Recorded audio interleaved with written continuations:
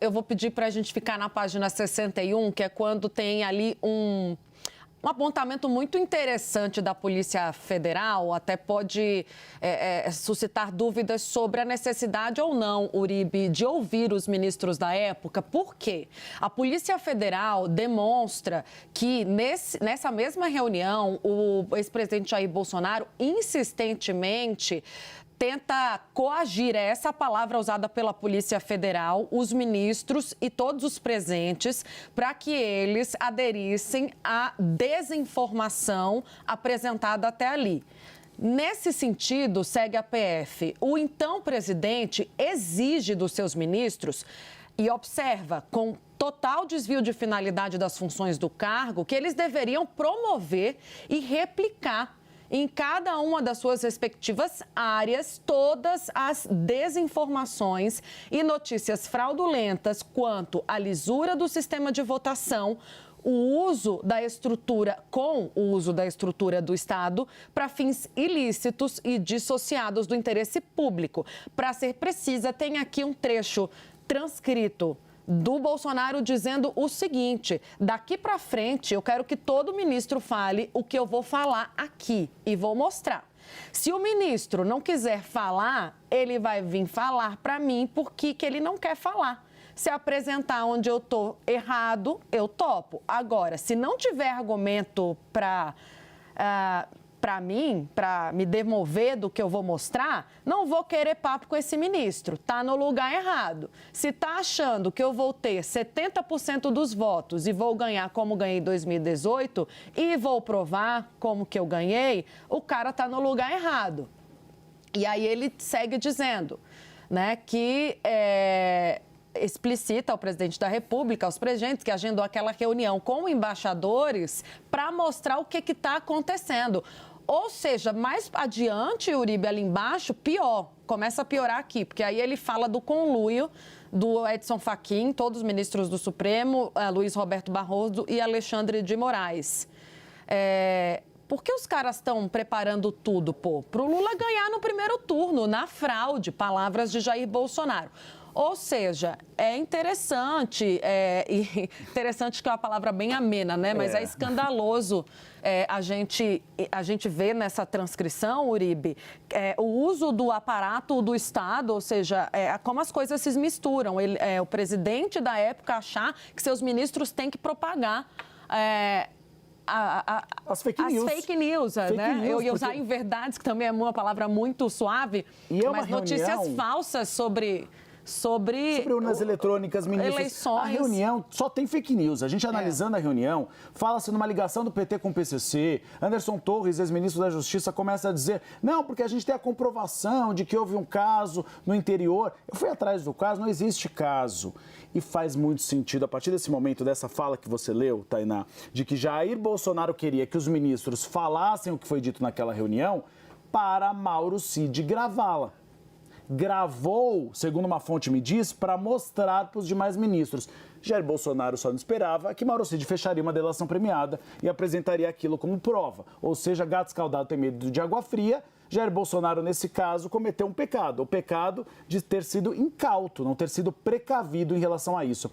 Eu vou chamar o Pedro Venceslau, nosso time de análise, para analisar um pouco essa reunião. Essa reunião me lembra muito, Pedro Venceslau e Juliana Lopes, aquela malfadada reunião ministerial que o ministro do Supremo Tribunal Federal, Celso de Mello, acabou colocando à prova. E a gente via uma fake news a cada lado, vai passar a boiada na porteira, de outro lado, Paulo Guedes defendendo o cassino no Brasil, depois Tarcísio de Freitas, atual governador de São Paulo, dizendo que Jair Bolsonaro podia ser comparado a Winston Churchill. Então, uma série de fake news que mostrava como funcionava o governo de Jair Bolsonaro, baseado muitas vezes em história de WhatsApp. Boa tarde a todos. Olha, até o momento, quando a gente conversava com os bolsonaristas, eles ressaltavam o que diziam ser a fragilidade da delação do Mauro Cid. Havia uma certa sensação de que aquela delação tinha batido no teto e que não havia nada de novo, não havia bala de prata. O Bolsonaro chegou a usar essa expressão, inclusive, de que não teria uma bala de prata do Mauro Cid. E essa autoconfiança foi crescendo ao longo de 2023 e entrou em 2024 com a sensação de que aquela delação não iria avançar, que não haveria nada concreto.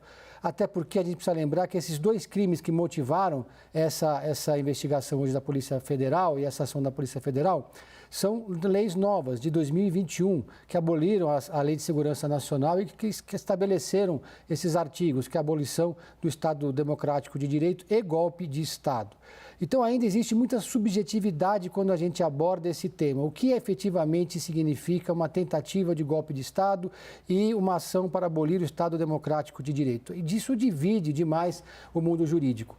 Então, até então, os bolsonaristas se apoiavam muito nessa dubiedade. Era um debate que era cercado de questões a serem respondidas. Como você vai provar que o Bolsonaro tinha uma ligação direta de liderança no movimento dos atos democráticos no dia 8 de janeiro? É muito difícil comprovar porque não há jurisprudência para isso.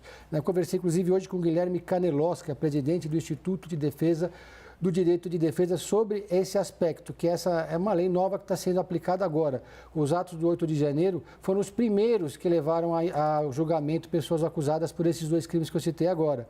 E ele falou o seguinte: toda lei nova traz desafios, já que a jurisprudência vai se acomodando durante os anos para o que se entende ser um crime.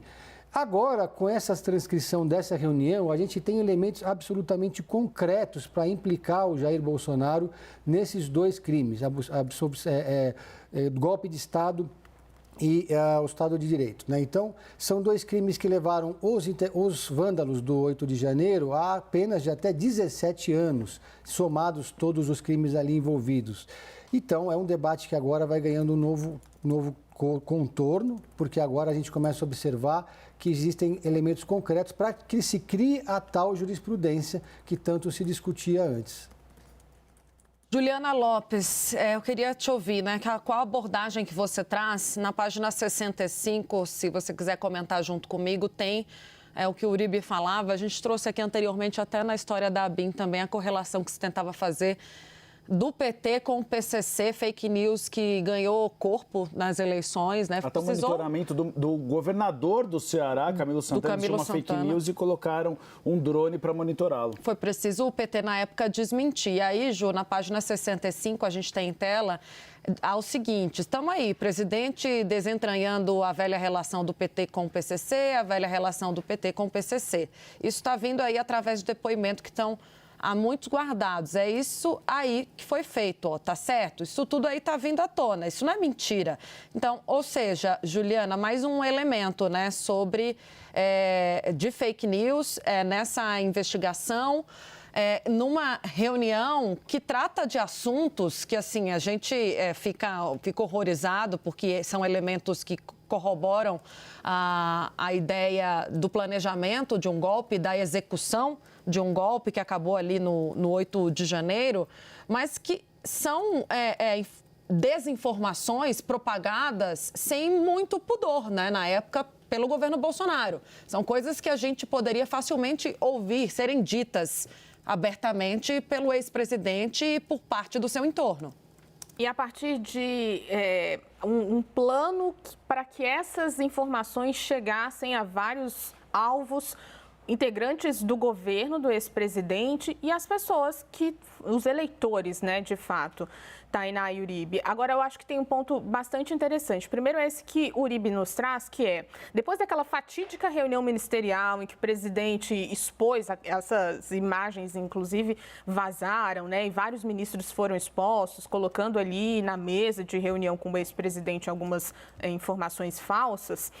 Teve uma determinação ali na presidência da República para que outras reuniões ministeriais não fossem gravadas, né? Então, a gente está falando de a gravação de uma reunião depois que essa medida foi implementada, ou seja, havia ali uma intenção realmente de que essa gravação fosse utilizada de alguma forma, já que o presidente já havia determinado que não houvesse gravações. A gente que acompanhou o governo, inclusive, acompanhou que essas reuniões eram feitas a portas fechadas depois de toda a polêmica.